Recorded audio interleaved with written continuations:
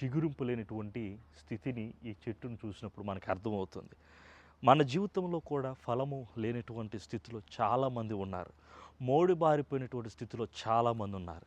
దేవుని యొక్క వాక్యం సెలవిస్తుంది, మోడు బారిన జీవితాలను దేవుడు చిగురింప చేస్తానని దేవుడు వాగ్దానం చేస్తూ ఉన్నాడు.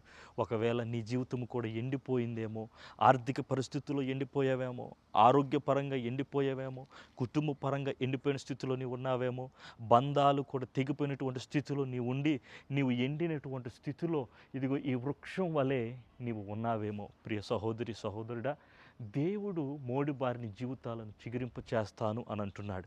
దేవునికి అర్పించుకో, ప్రభువా ఎండిపోయిన నా జీవితాన్ని చిగురింప చేయి, నన్ను ఫలింప చేయి, నన్ను ఆశీర్వదించు అని నువ్వు ప్రార్థించిన ఎడల ఇదిగో చూడండి, చక్కగా ఈ చెట్టు ఏ విధంగా చిగురిస్తుంది. మోడు బారిన జీవితాలను చిగురింప చేసే దేవాతి దేవుడు మన దేవుడు.